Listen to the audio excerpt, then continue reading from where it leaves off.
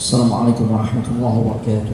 Waalaikumsalam warahmatullahi wabarakatuh. Innal hamdalillah nahmaduhu wa nasta'inuhu wa nastaghfiruh wa na'udzu billahi min shururi anfusina wa min sayyiati a'malina. May yahdihillahu fala mudilla lahu wa may yudlil fala hadiya lahu. Asyhadu an la ilaha illallah wahdahu la syarika lahu wa asyhadu anna Muhammadan abduhu wa rasuluh la nabiyya wa la rasula ba'dah. Allahumma salli wa sallim ala hadha an-nabiy al-karim wa ala alihi wa ashabihi ajma'in. Ya ayyuhalladzina amanu ittaqullaha haqqa tuqatih wa la tamutunna illa wa antum muslimun. Ya ayyuhalladzina amanu ittaqullaha wa qulu qawlan sadida yuslih lakum a'malakum wa yaghfir lakum dhunubakum wa man yuti'illaha wa rasulahu faqad faza fawzan 'azima. Wa ba'd, fa inna ahsanal kalam kalamullah wa khairal huda huda Muhammadin sallallahu alaihi wa alihi wa sallam wa syarrul umuri muhdatsatuha wa kullu muhdatsatin bid'ah wa kullu bid'atin dhalalah wa kullu dhalalatin fin-nar. Amma ba'd, ayuhal ikhwan wal akhwati fillah, a'azzani Allah wa iyyakum. Bapak-bapak, ibu-ibu yang semoga dimuliakan oleh Allah Subhanahu wa taala. Alhamdulillah, kita bersyukur kepada Allah Subhanahu wa taala di pagi hari menjelang siang ini bertepatan kita memasuki tanggal 25 Sya'ban 1445 Hijriah yang juga bertepatan dengan tanggal 6 Maret 2024. Bi'aunillahi wa taufiqihi, dengan pertolongan serta taufik dari Allah Subhanahu wa taala, kita semua bisa dimudahkan oleh Allah Subhanahu wa taala untuk bisa hadir di masjid yang kita cintai, yaitu di Masjid Jami' Fatahillah, untuk sama-sama kita melaksanakan atau melakukan satu aktivitas yang juga sangat mulia, yaitu menuntut ilmu tentang perkara agama kita, yang tentu kita semua sangat berharap lewat kemuliaan majlis yang kita hadiri di pagi hari ini menjadi salah satu sebab jalan kemuliaan yang akan kita bisa dapatkan. Apa jalan kemuliaan yang sangat kita berharap Allah berikan untuk kita semua? Tidak lain lewat majlis ini kita sangat berharap semoga ini menjadi sebab Allah mudahkan langkah kita semua untuk bisa masuk ke dalam syurganya Allah Subhanahu wa ta'ala. Kita yakin, kita berharap, ya, karena memang Nabi sallallahu alaihi wasallam pernah menjanjikan, man salaka tariqan yaltamisu fihi ilman sahhalallahu lahu bihi tariqan ilal jannah. Barang siapa yang melangkahkan kaki untuk bisa hadir ke dalam majlis ilmu, Allah akan mudahkan orang tersebut untuk bisa masuk ke dalam syurganya.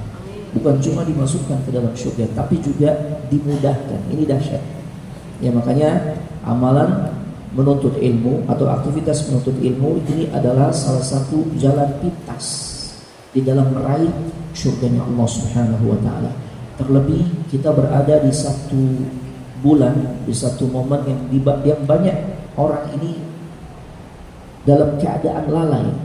Ya, di bulan Sya'ban ini bulan yang kejepit antara Rajab dan Ramadan.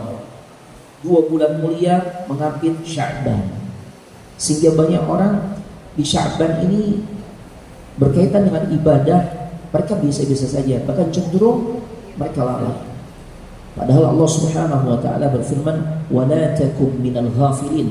Janganlah kalian termasuk orang-orang yang lalai. Alhamdulillah, kehadiran kita di pagi hari ini menunjukkan semoga kita bukan merupakan bagian dari orang-orang yang lalai. Baik, tema kajian kita di pagi hari ini merupakan tema kajian yang sangat penting. Kenapa? Karena tema kajian ini kita sangat berharap semoga menjadi bekal buat kita semua agar bisa sukses di bulan suci Ramadan. Ya. Karena memang di antara penentu sukses enggaknya kita ini di Ramadan itu adalah persiapan yang matang. Bukan karena pengalaman kita lama ketemu Ramadan. Sesuai dengan usia kita masing-masing, yang usianya kepala 5, berarti sebanyak itu pula kita punya pengalaman ketemu Ramadan. Ya. Namun demikian ternyata kalau bicara Ramadan, sukses tidaknya itu bukan karena pengalaman kita sering ketemu Ramadan tiap tahun, Ustaz. Kalau di dunia kerja atau di dunia bisnis, di dunia kerja, ente berapa lama punya pengalaman kerja? 30 tahun Pak. Wah, mungkin yang menguji menganggap orang ini adalah profesional. Kenapa? Pengalaman kerjanya 30 tahun. Yang bisnis, ya, berapa tahun Anda berkecimpung dalam dunia bisnis? 25 tahun Pak. Oh, berarti Anda seorang profesional, expert dan sebagainya. Itu bisa jadi kayak begitu. Tapi bicara Ramadan, seringnya kita ketemu Ramadan, lamanya kita ketemu Ramadan bukan menjadi penentu suksesnya kita nanti di Ramadan. Ini soal. Bahkan justru kita harus merasa khawatir, jangan-jangan kita termasuk sebagaimana yang disampaikan oleh banyak ulama. Ketika para ulama itu membuat sebuah kaidah, yang dimana kaidahnya ini sangat menyelami sisi-sisi psikologi manusia, aspek psikologi manusia. Ini menunjukkan ulama kita itu cerdas. Tidak hanya dalam bidang agama mereka ya profesional, mereka expert ya, tapi mereka juga sampai menyelami sisi psikologi. Tatkala mereka membuat kaidah yang berbunyi kasratul misas tumitul ihsas. Seringnya kita interaksi dengan satu hal bisa menjadikan kesan kita terhadap hal tersebut bisa memudar, bahkan hilang. Ya Allah. Ya, ini kebanyakan kejiwaan manusia tuh kayak begitu. Seringnya dia ketemu dengan satu hal bisa menjadikan kesan dia terhadap hal tersebut bisa memudar, bahkan hilang. Ya Allah. Pertama kali melihat Ka'bah gimana? Mewek, nangis. Mau yang laki-laki keker dia kalau udah pertama kali melihat Ka'bah tuh ya Allah nangis. Nggak apa-apa ente nangis, ya haru. Nikmat dari Allah diberikan kepada kita yang selama ini kita melihat paling di YouTube, di TV, sekarang udah ada di hadapan kita. Nangis nggak apa-apa. Bahkan bukan cuma nangis. Ya, begitu selesai umrah, tahallul, balik lagi ke masjid. Kenapa balik lagi ke masjid Pak? Ana mau iktikaf saja Ustaz di masjid. Jadi nggak mau pulang ke kamar hotel nih. Ya bintang 5 loh Pak. Enggak. Ya, Ana rindu dengan Ka'bah. Masya Allah. Baik, nggak apa-apa iktikaf. Yang ibu-ibu juga begitu. Saya sama istri Ustaz. Ya baiklah. Besok hari gimana Pak? Mau pulang ke hotel, ke kamar hotel? Pulang kan? Pulang. Ya, hari ketiga, hari keempat itu tawafnya udah bukan di Ka'bah lagi, tapi di Bin Daud. Tahu Bin Daud? Mall yang ada di Mekah dan Madinah. Nah, kenapa? Memudar, kesannya itu udah beda dengan yang pertama. Nah, kalau itu terjadi pada satu musim ibadah yang bernama Ramadan, maka musibah. Atau itu terjadi di dalam kehidupan kita bersama pasangan hidup. Seringkali kan orang mengatakan, Ustaz kayaknya anak mau mengakhiri Ustaz kehidupan anak bersama pasangan hidup anak, bersama istri anak, bersama suami anak. Kenapa Pak? Karena anak sudah tidak ada kecocokan lagi. Itu yang sering disampaikan tuh alasannya. Padahal itu kamuflase. Intinya apa? Bosan. Ya, itulah kalau dibangun rumah tangga bukan atas dasar cinta karena Allah, begitu. Ya, cuma hanya dari sisi ketertarikan dengan yang sifatnya fisik, kecantikan, kegantengan. Apakah kecantikan dan kegantengan ini awet? Kan enggak. Seiring bertambahnya usia, ya sekalipun udah skincare, udah apalagi serum, terus apa lagi? Suntik botol, termasuk juga. Ya. Apalagi banyak itu perawatannya ya, Masya Allah. Tapi kalau udah kerutan muncul ya sudah, itu penyakit sesuatu yang tidak bisa dihindari. Masya Allah. Tapi kalau cinta kita atas dasar karena Allah, Masya Allah langgeng. Ya, Masya Allah.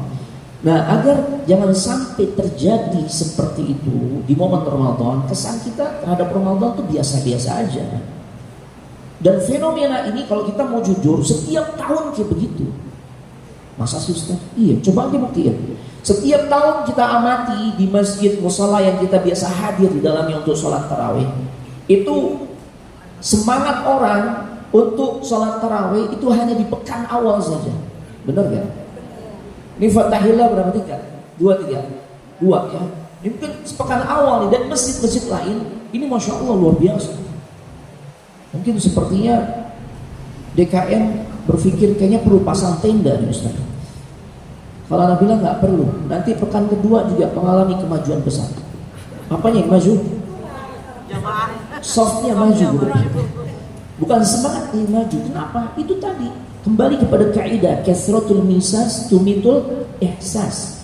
Seringnya kita ketemu dengan satu hal bisa menjadikan kesan kita terhadap hal tersebut semakin hilang, semakin memudar, bahkan hilang, bahkan mati. Masya Allah. Dan kalau itu terjadi pada bulan Ramadan, bahaya. Ya kenapa? Karena Ramadan memiliki banyak keistimewaan yang kita nggak akan pernah bisa dapatkan di luar bulan suci Ramadan. Ya kita ilmui sekarang. Ya, yang pertama agar kita semakin termotivasi menyiapkan segala sesuatu, agar bisa sukses di Ramadan, perlu fahami dulu tentang keutamaan Ramadan. Ya, ibu-ibu bapak-bapak menentukan, oh dia nih yang Anda tentukan jadi pasangan hidup. Ya karena kita berpikir nih, membayangkan Anda kalau berumah tangga sama fulana atau sama fulan, insya Allah ada banyak hal-hal bermanfaat yang Anda bisa dapatkan. Ya, taib.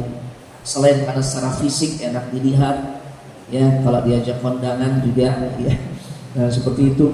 Di sisi lain ya, karena melihat sudah mapan dan sebagainya, akhirnya kita berani memutuskan, termotivasi kita.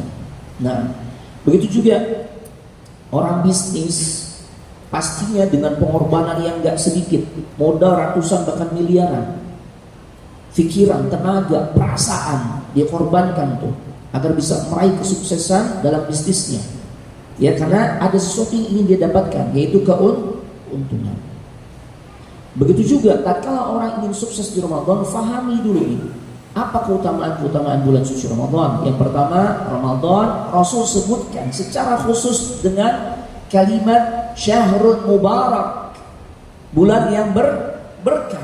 Atakum Ramadan, Nabi mengatakan telah datang kepada kalian bulan suci Ramadan, syahrul mubarak, bulan yang penuh dengan keberkahan.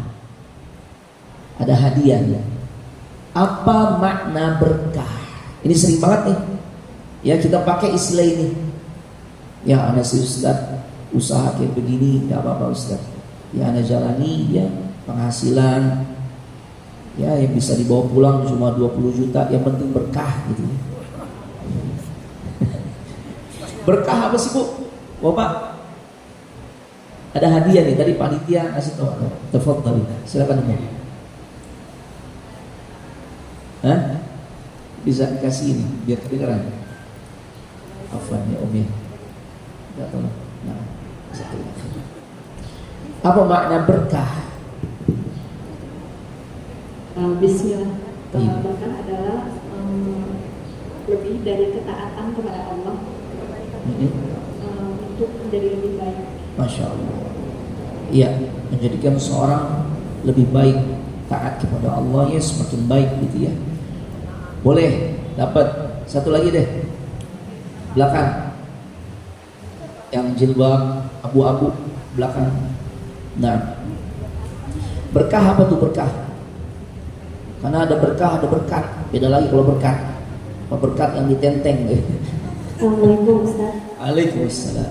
Bertambahnya kebaikan dan mandirinya kebaikan tersebut. Allah yubarik fik, masya Allah, ini dapat juga nih. Jadi disebut berkah itu tatkala kebaikan yang ada di dalam sesuatu itu sangat berlimpah. Ya khairun katsir, sifat kebaikan sangat banyak. Kemudian sifat kebaikan yang berikutnya adalah al-istimrar, terus menerus. Luar biasa. Dan kebaikan yang dimunculkan itu melahirkan kebaikan-kebaikan berikutnya. Itu makna berkah. Penghasilan UMR, tapi dengan penghasilan yang hanya sebatas UMR, keluarganya luar biasa, rukun, damai, harmonis, anak-anak tumbuh kembangnya jadi saleh salehah. Berarti harta yang dia bawa ini harta yang berkah. Tapi begitu sebaliknya, 100 juta take home pay-nya nih, yang dibawa pulang ke rumah tuh 100 juta. Ya Allah, itu bersih tuh. Tapi anak ya tersangkut kasus narkoba, ya seks bebas, pasangan hidup selingkuh, berkah gak nih? Ya, nah Bulan Ramadan disebut bulan berkah. Segala sesuatunya sampai dilipat gandakan pahalanya oleh Allah. Bayangkan yang mau umrah di Ramadan, inna umratan fi Ramadan taqdi hajjah atau hajjatan ma'i. Orang yang umrah di bulan suci Ramadan itu nilai ganjarannya itu sebanding dengan haji. Bayangin, haji ini amalan yang berat luar biasa. Biayanya gede, ya. Kemudian aktivitas yang kita harus jalani dalam pelaksanaan ibadah haji kan banyak banget tuh. Ya. Umrah dulu, kemudian nanti masuk tanggal 8 mabit di Mina, tarwiyah. Kemudian tanggal 9-nya mulai kita wukuf di Arafah. Ya Allah. Hatta yang sakit tuh yang dirawat di rumah sakit di Saudi, di Mekah, bawa ke Arafah. Lagi diinfus Ustaz, bawa pakai ambulan. Begitu. Ya. Kemudian pada saat masuk waktu maghrib, beranjaklah dari Arafah menuju Muzdalifah. Ngapain di Muzdalifah? Bermalam di situ. Cuma beralaskan ya tikar ataupun karpet seadanya. Tapi haji ana yang 1 miliar Ustaz. Mau yang 1 miliar sama. Jangan berharap Ustaz nanti kita di Muzdalifah nginep di hotel bintang berapa. Biasa katakan bintang Kejora. Karena atapnya langit gitu ya. Iya. Enggak ada bintang. Bintangnya banyak, Masya Allah. Ya. Dan itu kita rasakan Masya Allah luar biasa. Bis-bis yang berjejer parkir itu masih nyalakan mesinnya otomatis. Sambil tidur, sambil pula kita menikmati aroma solar ya. Karena biasanya 1:30 udah bangun gak kuat itu. Ya Allah. Belum lagi antrinya. Ketika kita mau ke kamar mandi, ya Allah, mau buang hajat, subhanallah. Begitu kita sudah ada di toilet, 30 orang antri. Ya Allah. Pagi hari kita harus beranjak untuk melakukan rukun berikutnya. Apakah ifadah berarti menuju Masjidil Haram, atau kita melontar Jumrah Aqabah terlebih dahulu. Bisa. Belum lagi tanggal 11, 12, 13 hari tasyrik. Bagi yang nafar tsani yang maksimal, maka 3 hari ini berturut-turut dia melontar Jumratul Ula, Wusta dan Aqabah. Kadang-kala ada jamaah yang pemondokannya itu, maktabnya atau tendanya itu jaraknya 3 kilo, 4 kilo, 5 kilometer. Itu sekali perjalanan menuju Jamarat. Balik lagi kali 2. Itu dijalani selama 3 hari atau 4 hari. Masya Allah. Luar biasa. Nah, orang umrah di Ramadan pahalanya itu sama seperti orang melaksanakan haji. Bahkan hajinya luar biasa. Kadang-kala orang mau umrah, lihat-lihat di flyernya, ini Ustaz siapa yang bimbing ya? Oh, Ustaz viral, ana mau deh. Padahal kalau Ustaz viral, apakah sudah menjamin umrah kita pasti diterima? Kan enggak. Kecuali kalau tuh Ustaz membimbing kita sesuai sunnah, insya Allah peluang untuk diterima besar. Karena kita dibimbing bagaimana untuk ikhlasnya, untuk mengikuti sunnahnya dalam tata cara umrahnya. Nah, ternyata orang yang umrah di Ramadan itu seperti haji bersama Nabi. Ya Allah. Ya, makanya fadhol, antum yang ada rezeki dan ada kesempatan, ya silakan berangkat umrah di Ramadan. Ini menunjukkan keberkahan ada di dalamnya. Sampai-sampai umrah ini aktivitas yang kapanpun bisa kita laksanakan. Tapi di Ramadan menjadi begitu spesial. Pahalanya seperti haji bersama Nabi. Belum lagi di Ramadan ada 1 malam. Ini menunjukkan keberkahan bulan Ramadan. Ada 1 malam yang Allah sebutkan, ya khairum min alfi syahr. Malam apa itu? Malam kemuliaan Lailatul Qadar. Lailatul Qadri khairum min alfi syahr. Ya, malam kemuliaan Lailatul Qadar ini adalah malam yang nilainya lebih baik dibandingkan 1000 bulan. Ya, kalau kita jadikan tahun, 1000 bulan dibikin tahun itu jadi 83 tahun kurang lebih. Ini masa atau waktu yang sangat sulit untuk kita capai. Ustaz kok pesimis? Enggak pesimis, kita tahu diri. Karena Nabi sudah kasih bocoran durasi kita, lamanya hidup di alam dunia. Umat Nabi Muhammad, Nabi kasih bocoran a'maru ummati baina 60 ila 70. Rata-rata umur umatku itu rentang antara 60 sampai 70. 1000 bulan berapa tahun? 83. Berarti kan nggak sampai kan? Karena umumnya Nabi katakan kita semua umat Nabi Muhammad 60 sampai 70 tahun. Nabi pertegas lagi, jarang sekali yang bisa melampaui usia di atas 70 tahun, apalagi 80. Tapi kita dapat fasilitas dari Allah. Di Ramadan satu malam nilainya lebih baik dibandingkan 1000 bulan. Artinya saat kita beribadah di malam tersebut yang Allah takdirkan malam itu adalah Lailatul Qadar. Boleh jadi durasi ibadah kita tuh hanya 1 jam, 2 jam atau bahkan kurang, lebih luar biasa. Maka nilai ibadah kita akan Allah catat seperti kita mengerjakan selama 83 tahun. Makanya jangan sibukkan 10 hari terakhir dengan bikin kue, ibu-ibu. Tapi mudah-mudahan udah gak zaman sekarang sih ya. Oh, dulu kan begitu tuh. Ya Allah, dari mulai pagi udah ngayak tepung, gitu kan. Ada yang ditugasin ngocok telur, gitu kan. Ya Allah, ya ada yang bagian di depan oven, gitu ya. Ntar begitu waktu maghrib capek gitu, bablas tidur deh. Ya, bangun-bangun menjelang sahur. Akhirnya 10 hari terakhir itu luput dari ibadah. Atau 10 hari terakhir biasanya tempat yang ramai dikunjungi oleh kaum muslimin apa? Nah tuh kan, kompak banget. Jangan, harus di masjid.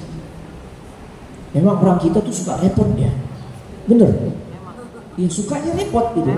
Padahal kalau kita ke mall tuh di momen-momen seperti itu, ya Allah, antrinya aja luar biasa. Karena ada jadwal juga di Tanah Abang di Blok B.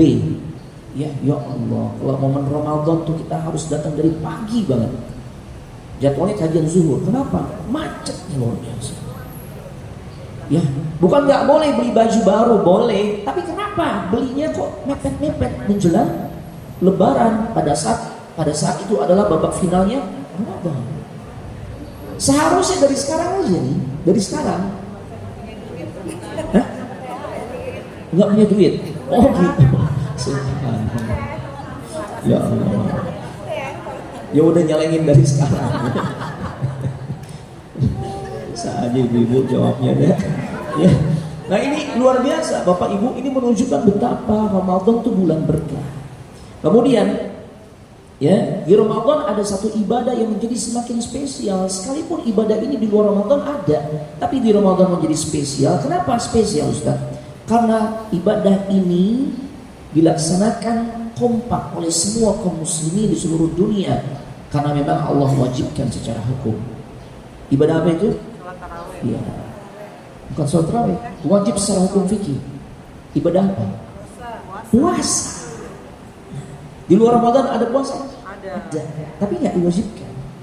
Tapi di Ramadan menjadi wajib, masya Allah. Dan betapa dahsyatnya pahala ibadah puasa yang kita jalani. Kullu amali ibni Adam lahu.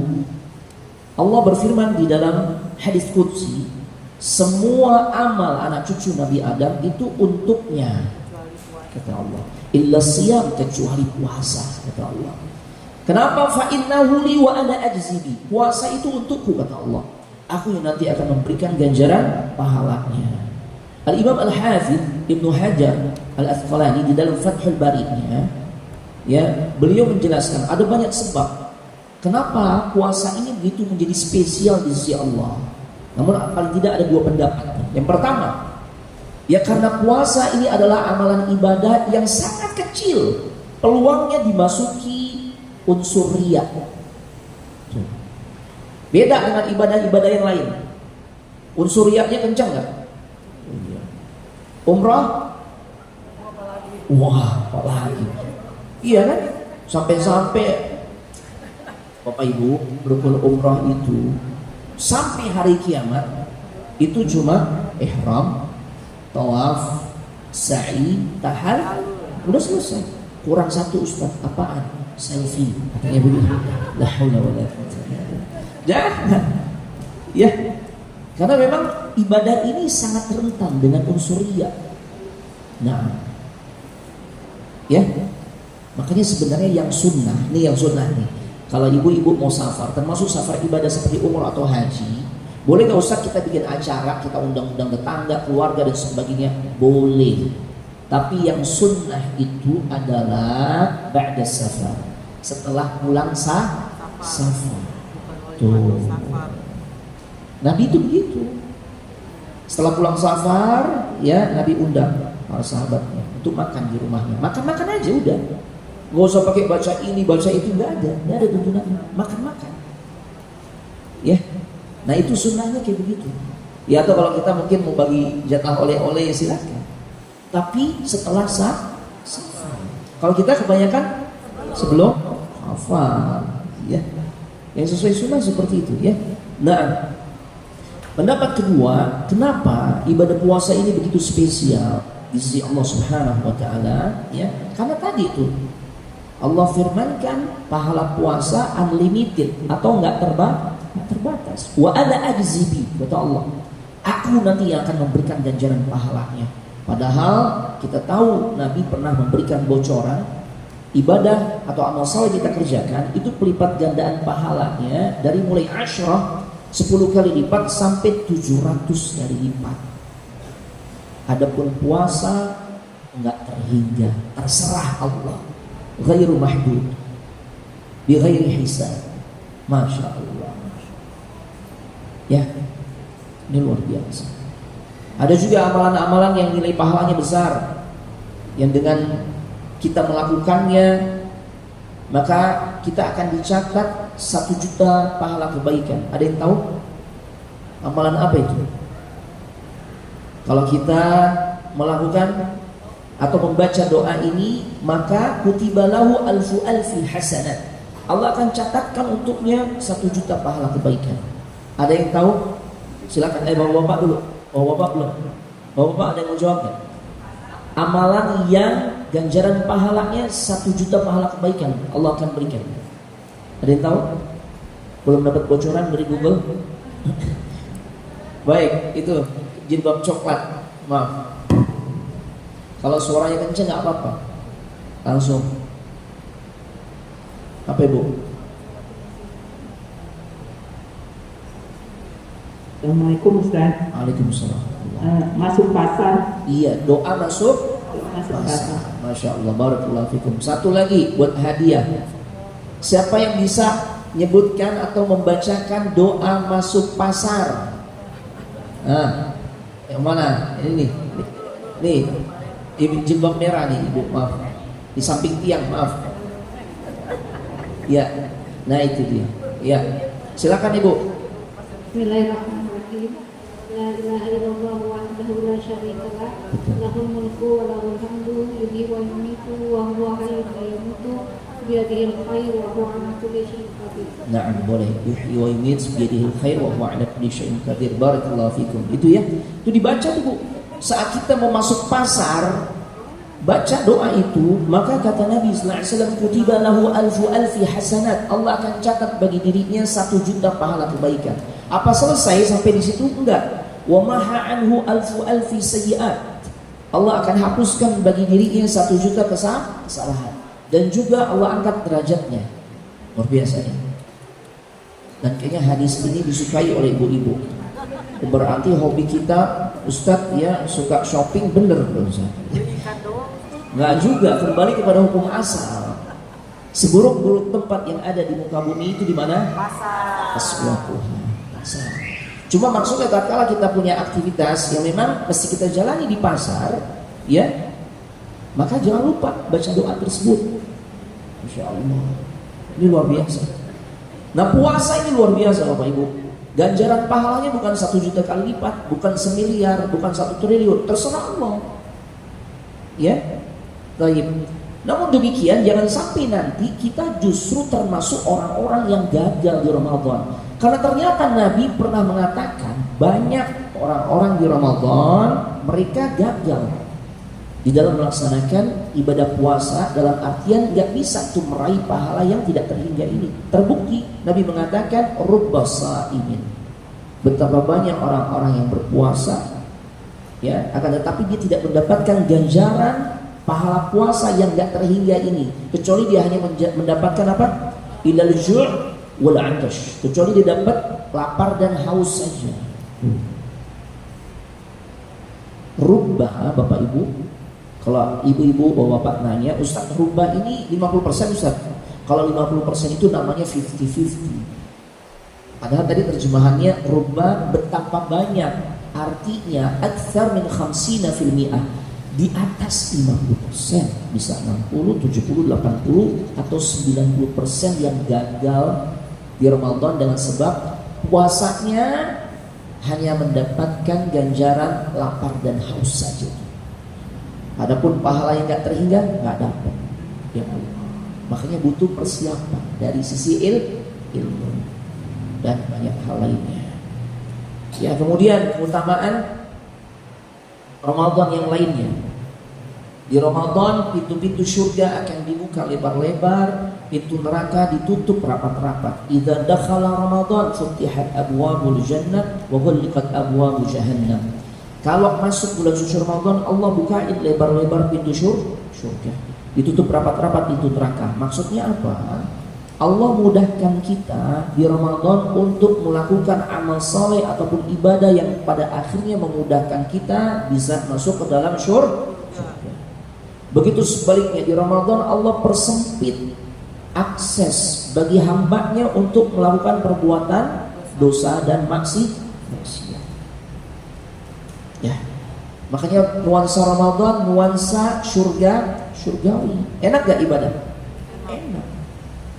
Baca Al-Quran 1 juz per hari di Ramadan enteng gak dibandingkan di luar Ramadan? Enteng. Coba di luar Ramadan 5 baris 10 kali nguapnya gitu ya. Gak kelar-kelar dong, antuk bawaannya.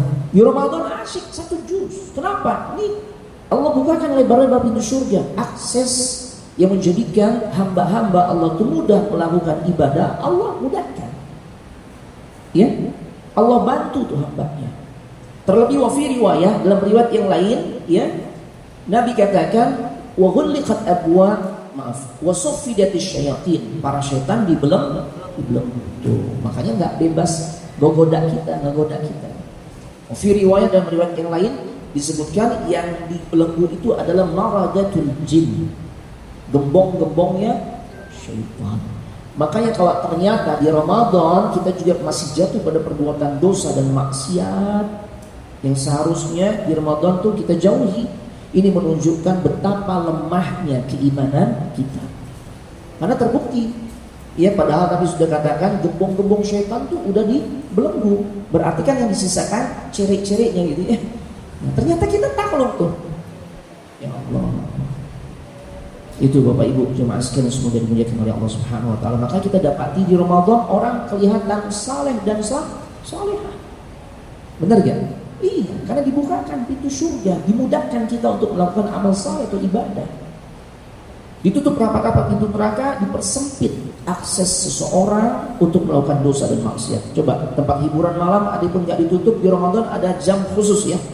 Gak boleh buka sekehendak hatinya, dibuat aturan khusus. Penyiar-penyiar TV yang tadinya biasa dibuka aurat paling tidak ya di Ramadan dipakein apa? Kerudung. Walaupun cuma nemplok doang gitu ya. Menyesuaikan. Itu. Makanya bagi bapak ibu ya yang sedang mencarikan jodoh untuk anaknya, atau ada ikhwan akhwat yang sedang mencari jodoh, jangan cari jodohnya di Ramadan. Karena di Ramadan orang kelihatan saleh dan saleh. Jangan, ntar gua Ramadan aja carinya ya. Nah, iya, karena kalau di Ramadan kelihatan bagus semua. Baik Bapak Ibu jemaah sekalian semoga dimuliakan oleh Allah Subhanahu wa taala. Persiapan apa yang harus kita bekali dari sejak sekarang agar kita bisa sukses di Ramadan? Yang pertama, persiapan dari sisi ilmu. Ya. Kita mesti mengilmui banyak hal. Ya. Tentang masalah ibadah-ibadah yang akan kita jalani. Ini ada grup WhatsApp-nya enggak? Ada. Baik, nanti anak kirimkan ke panitia satu ibu. Ya. Yang isinya kumpulan ya tata cara ibadah yang sesuai sunnah, dari mulai puasanya, tarawehnya, zakat fitrnya, bagaimana konsep berhari raya yang sesuai dengan sunnah dan sebagainya. Nanti anak kirimkan ke panitia biar bisa di-share di grup WhatsApp. mulai nanti dibuka tuh, ya, buku tersebut dan dibaca bab mana yang kita belum pahami, agar nanti pada saat masuk Ramadan kita tinggal tatbik, kita tinggal aplikasikan. Jadi jangan sampai nanti di Ramadan baru nanya, Ustaz, ana lagi masak Ustaz, boleh gak nyicipin rendang Ustaz? Ya, itu ngecek ustadznya asar tuh, ustadznya balas habis tarawih karena sibuk banyak jadwal sama. Ya Allah, harusnya kan diilmui dari sekarang. Ya, baik. Jadi pada saat nanti Ramadan tuh udah asyik, tinggal aplikasi saja. Hal-hal yang basic itu udah nggak perlu lagi kita pertanyakan. Ya, Ustadz bekam boleh nggak? Ustadz ana nih ada masalah di pernafasan. Kemudian biasa nyemprot obat tuh dalam Ventolin, ya, itu gimana hukumnya? Itu dibahas tuh oleh para ulama. Ustadz tarawih gimana nih Ustadz? Ini masjid dekat rumah beda-beda ya, ada yang 11, ada yang 23. Nah, ya, kalau kita nggak siapkan diri dengan bekal ilmu, seringkali orang tuh merasa dirinya paling benar, sehingga menganggap sebagian saudara-saudaranya yang berbeda di dalam bab sholat tarawih, ya, rakaatnya berbeda, dianggap salah, kan gitu ya. Nah, kalau kita udah siapkan dari sekarang, insya Allah kita akan terhindar dari sikap merasa benar sendiri atau merasa ragu di dalam beribadah. Biasanya kalau orang kurang ilmu tuh akan ragu, ini benar gak ya? Tapi kalau dia udah siapkan dari sejak sekarang, insya Allah. Ustadz muntah nih batalin puasa ya Ustadz. Ustadz gosok gigi boleh gak Ustadz? Kan gitu ya. Boleh gak gosok gigi? Boleh.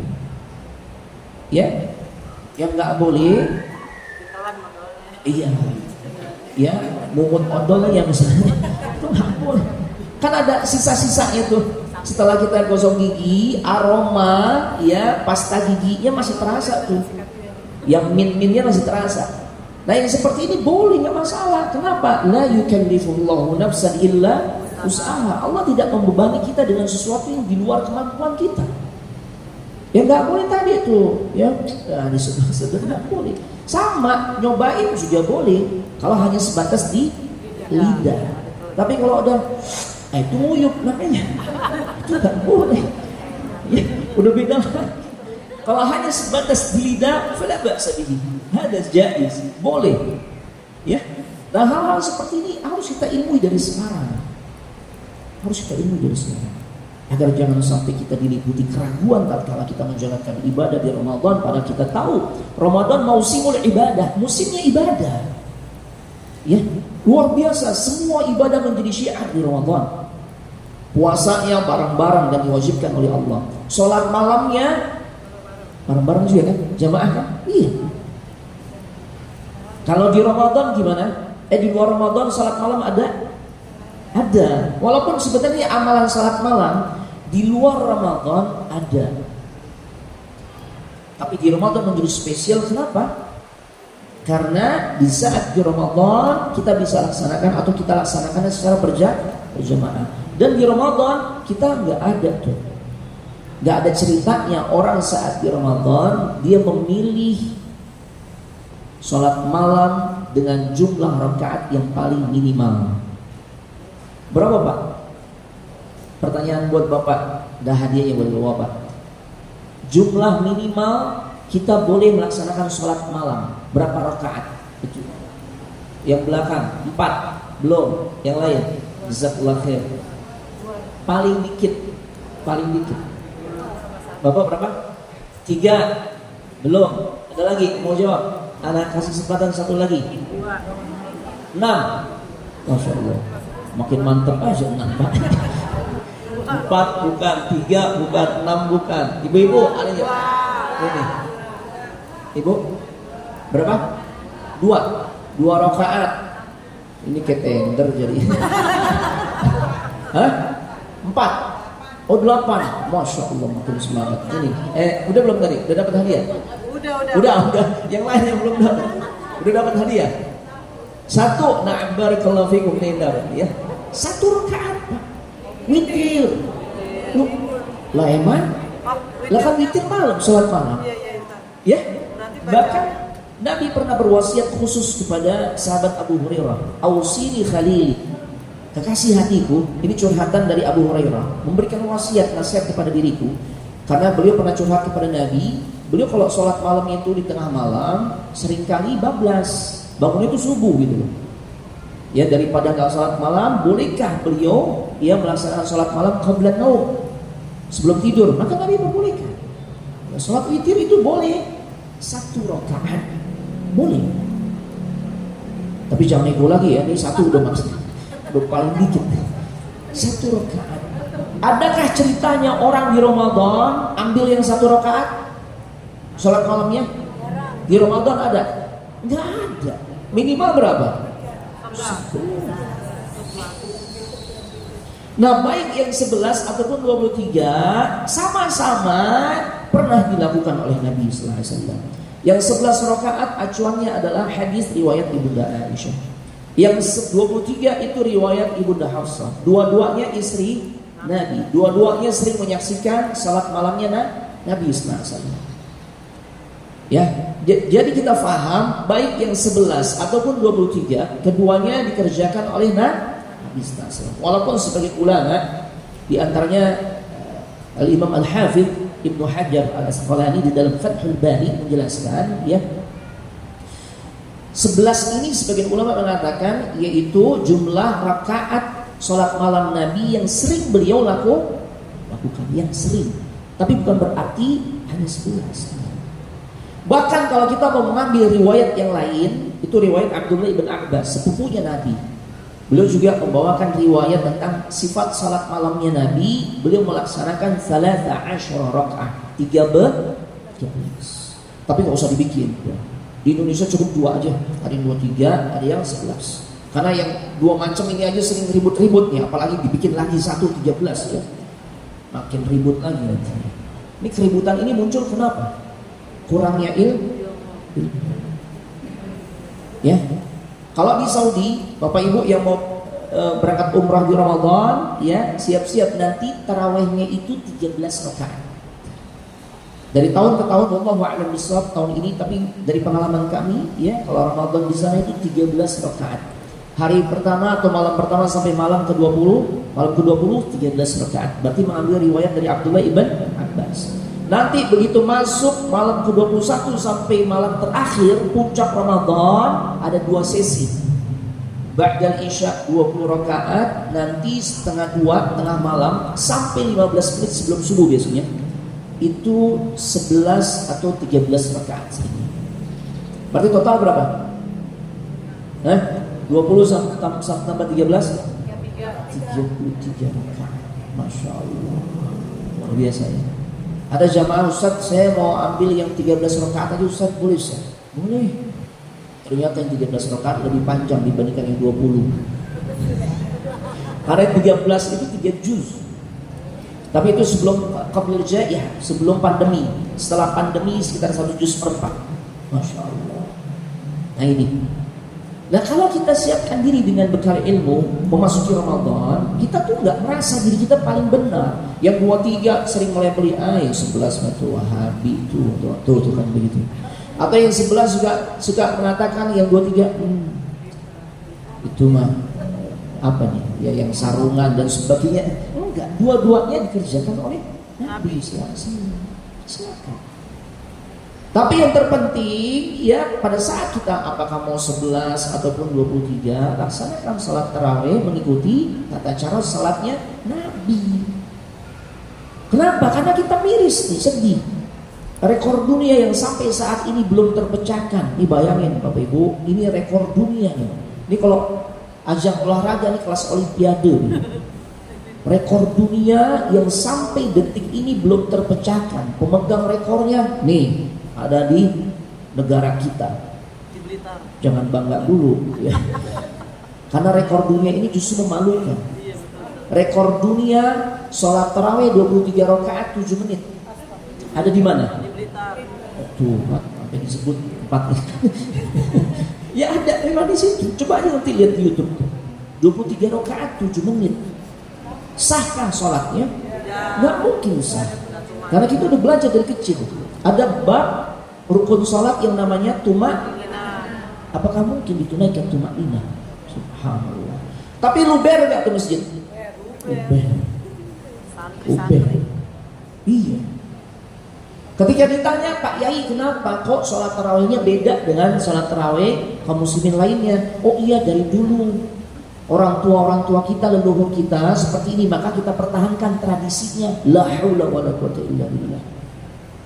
Agama Islam itu bukan agama tradisi, tapi agama yang berdasarkan ilmu. Qala Allah wa qala Nabi sallallahu alaihi wasallam. Harus jelas bicara ibadah. Bagaimana Nabi contohkan itu? Karena kalau seperti itu patokannya adalah nenek moyang, masing-masing kelompok, masing-masing tempat punya nenek moyang sendiri-sendiri. Mungkinkah tercipta persatuan? Makanya dengan mengikuti sunnah itulah yang benar-benar akan merekatkan persatuan dan kesatuan kita. Makanya salah besar tuh kalau orang mengatakan itu, kalau orang sedang mengikuti kajian sunnah itu kajian pemecah belah umat. Wallahi hadza.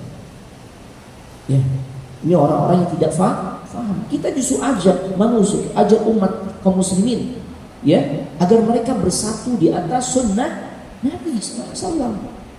Apakah kaum muslimin di Indonesia, mau di Afrika, di Eropa, di Arab, semua menyatu mengikuti sunnah Nabi SAW. Makanya sebenarnya yang dikatakan pemecah belah persatuan yang mana nih? Tatkala ada konsep Islam Nusantara, dari mana sisi persatuannya? Kalau hanya sebatas ya Islam itu cocok di tempat kita saja, kan? Islam itu untuk semua manusia, rahmatan lil alamin. Itu, ya Allah, ya. Nah, jadi kita butuh bekal ilmu agar kita bisa sukses di Ramadan. Belum lagi yang ibu-ibu nih, ibu-ibu yang memasuki masa hamil atau menyusui, berat nggak di Ramadan?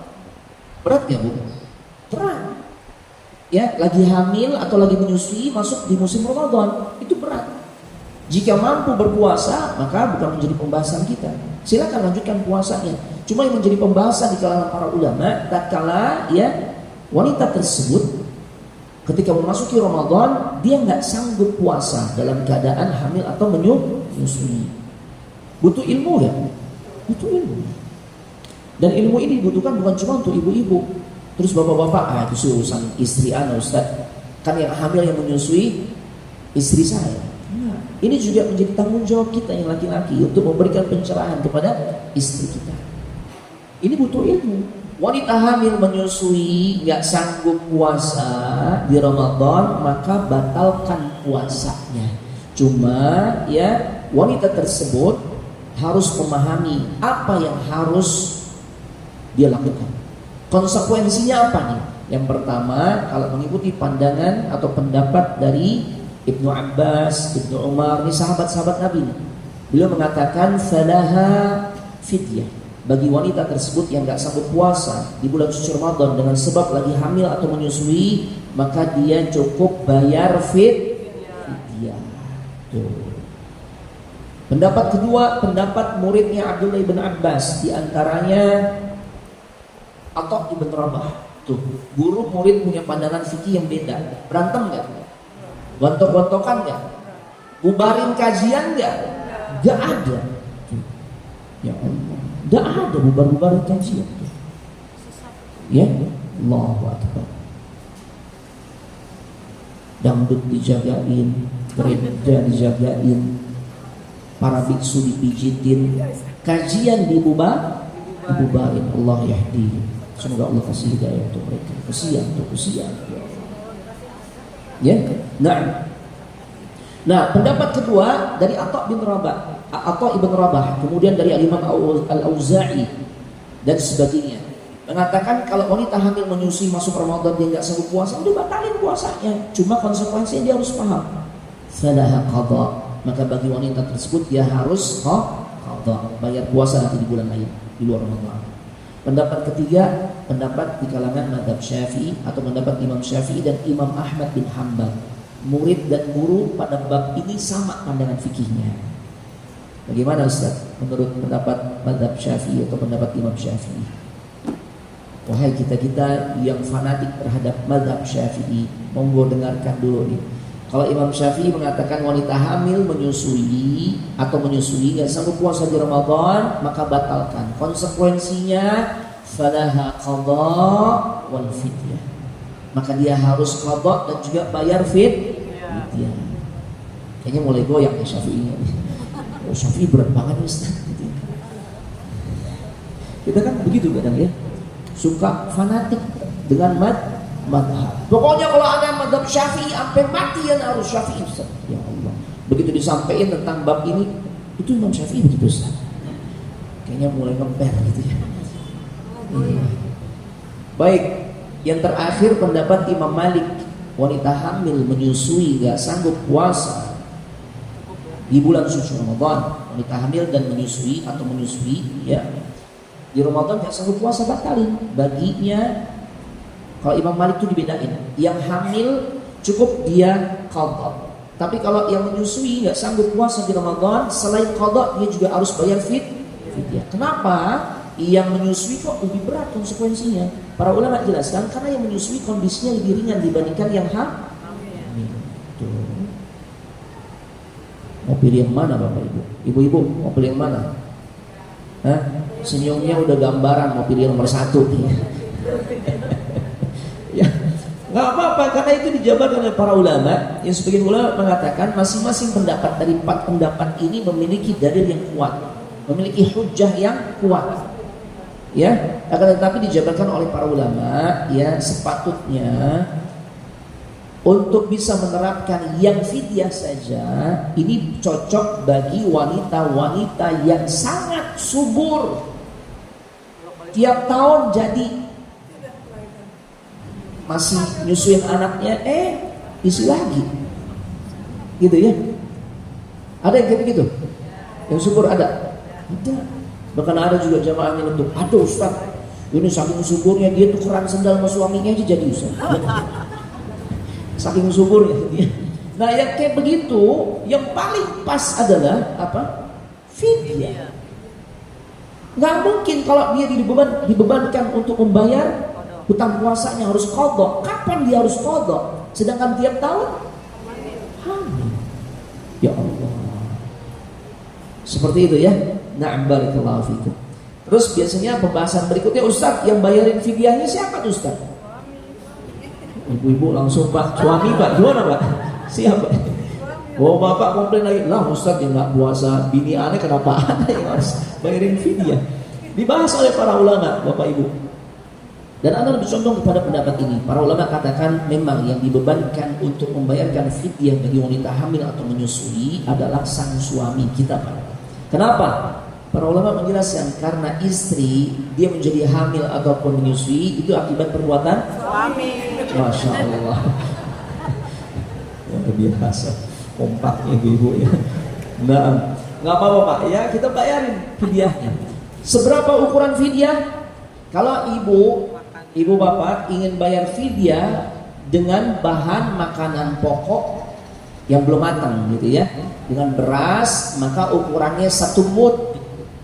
1 mud ini kalau zakat fitr itu 1 sok itu 4 mud. 4 apa nih? 4 genggam ya. Ya. Apa bahasa Indonesia ini? Hah? Tangkrepan. Kalau bahasa Betawi itu. 1 raup. Nah, tahu ya? Di raup nih. Wah. Ya, 1 raupan. Ya. 2 telapak tangan nih, 1 raupan ya. Nah, itu 1 mud. Kalau 1 sok 4 raupan. Ya. 1 sok itu kalau dibikin dalam bentuk kilo, 2,5 kilo, itu zakat fitr kita. Berarti kalau 1 mud bagi 4 aja tuh, sekitar 625 gram. Kalau kita mau bayar fidyah dengan beras, ya, kayak begitu. Nah kalau memang kita mau bayar dengan makanan matang yang sudah siap saji, para ulama katakan sesuaikan dengan standar makan bapak ibu. Ya, biasa makan pakai kepala kakap, maka nanti fidyahnya jangan pakai tempe orek, nggak pas ya. pakai kepala kakap juga. Ya, nasi beserta lauk yang kita biasa makan. Nah seperti itu, ya. Nah ini fidyah juga dibahas berkaitan dengan masalah, ya, bagi wanita hamil ataupun menyusui. Begitu juga bapak-bapak atau ibu-ibu yang sudah memasuki usia sepuh, usia sangat tua, enggak memungkinkan lagi untuk berpuasa, maka baginya memang cukup dengan fidyah. Fa fidyatun ta'amu miskin. Berikan fidyah itu kepada orang-orang miskin. Seperti itu. Dan ini butuh ilmu. Baik, kita masuk yang kedua. Persiapan apa lagi agar kita bisa sukses di Ramadan? Bapak Ibu, dari sekarang kita seharusnya sudah banyak doa kepada Allah. Ya, ini menjadi tips kedua agar kita bisa sukses di Ramadan. Kasratud doa, perbanyak doa dari sekarang.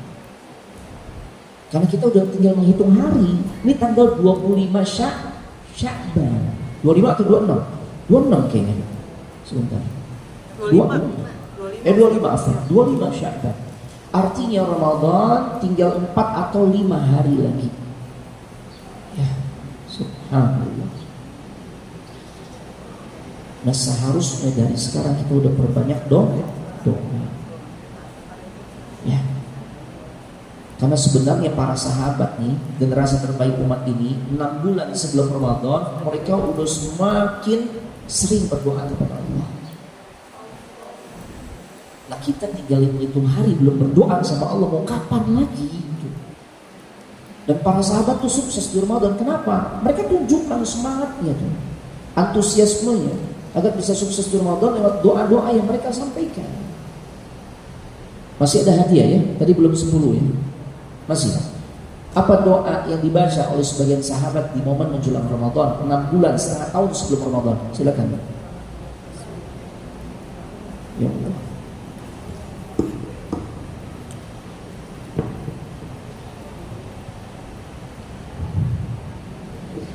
Bismillah. Nah. Allahumma salim li ila Ramadan wa salim li Ramadana wa tusallim li mutaqabbalan. Barakallahu fiik.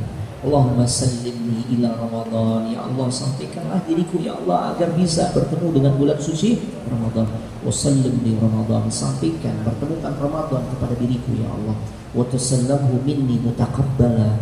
Tatkala Allah mengizinkan kita bertemu Ramadan, hari-harinya kita lalui dan kita bisa berhasil melakukan beragam macam variasi ibadah sampai Ramadan selesai. Harapan kita ibadah kita itu diterima. Itu doa bagus banget. Ustaz gak hafal, bisa dengan bahasa Indonesia, bahasa apapun Bapak Ibu. Ya, karena ini pun doa ini bukan dari Rasul, tapi sebagian sahabat mengamalkannya. Artinya ketika kita membaca dengan lafaz yang lain boleh-boleh saja. Yang penting konten atau isinya minta kepada Allah agar Allah sampaikan kita ke Ramadan.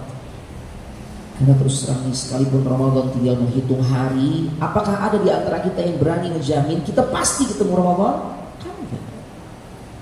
Gak ada yang bisa menjamin. Gak ada yang bisa memastikan kita pasti bakal ketemu Ramadan.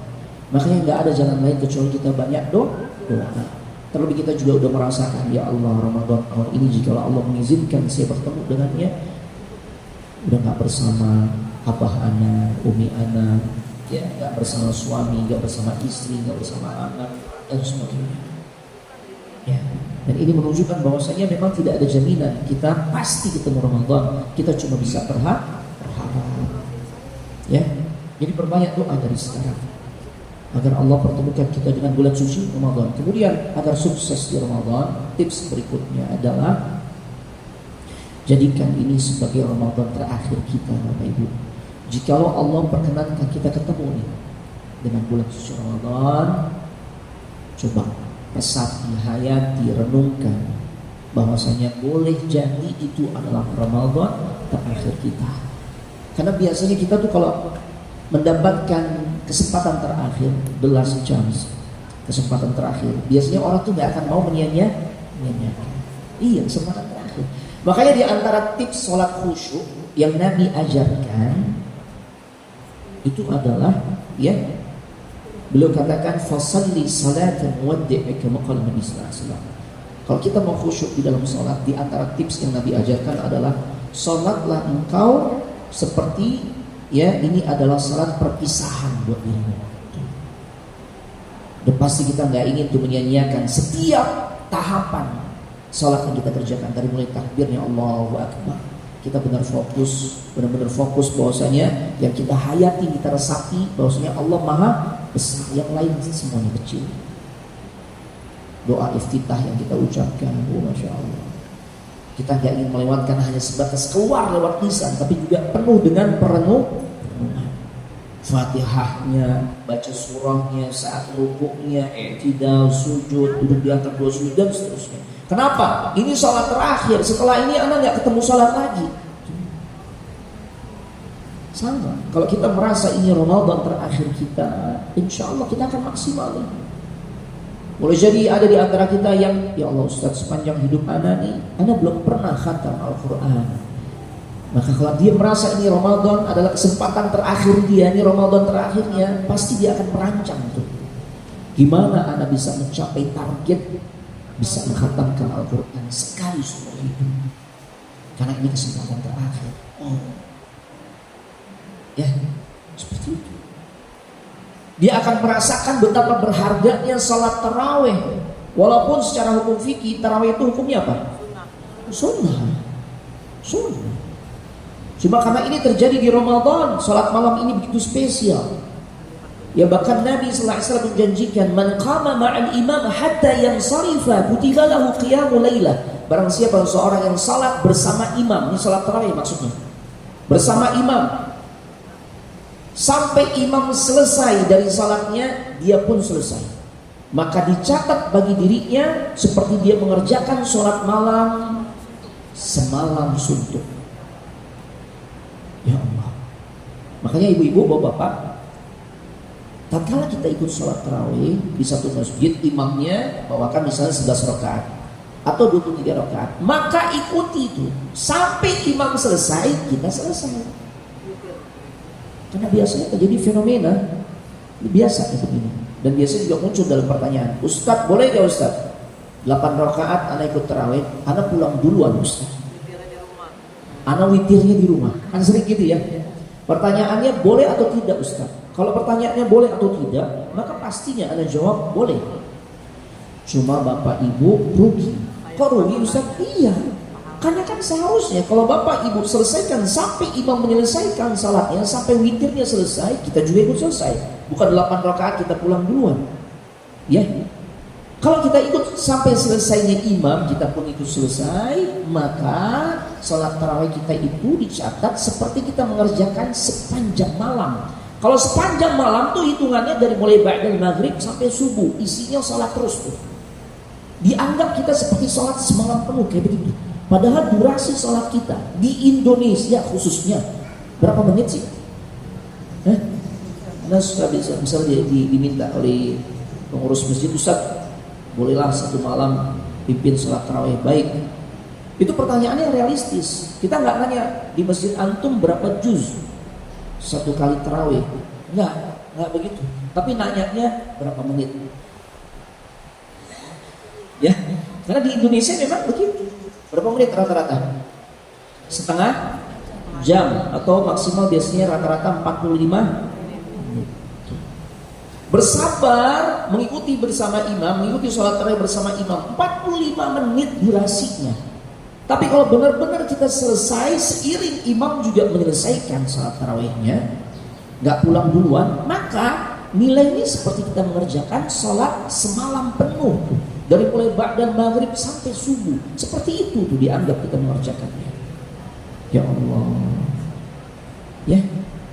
Nah makanya luar biasa. Kalau kita berkaca dengan para salaf terdahulu, bagaimana gaya tarawihnya para salaf kita Ustaz? Luar biasa. Khalid ibn Duraij, beliau pernah bercerita, tatkala di momen Ramadan orang-orang salat tarawih itu persiapannya dahsyat. Karena salat tarawih di masa beliau 3 malam khatam. Berarti per malam berapa juz? 10 juz. Iya, 3 malam khatam 30 juz. Berarti per malam 10 juz. Ya Allah. Persiapan mereka apa di antaranya? Para salafus dahulu, mereka bawa tongkat. Bukan buat tawuran, ya bukan. Buat apa? Persiapan di saat mereka mulai capek. Wa hum ya'tamiduna 'alal 'asa. Mereka jadikan tongkatnya itu sebagai tempat untuk bersandar, menopang tubuhnya. Yang penting tetap bertahan. Mulai tongkatnya dia pegang kalau sudah mulai capek. Ya Allah. Wa fi riwayat, dalam satu riwayat dijelaskan, ada yang bawa tali dari ujung ke ujung diikat. Sehingga tatkala mereka sudah mulai capek, mereka bukan pulang ke rumah duluan, tapi tetap bertahan dengan memegang tali tersebut. Ya Allah. Luar biasa. Ternyata imam di masa itu sakit. Yang 10 juz per malam, 3 malam khatam. Sakit imamnya. Digantiin sama badal, imam badal. Ternyata imam badal ya bawakan sholat tarawihnya dengan lebih ringan.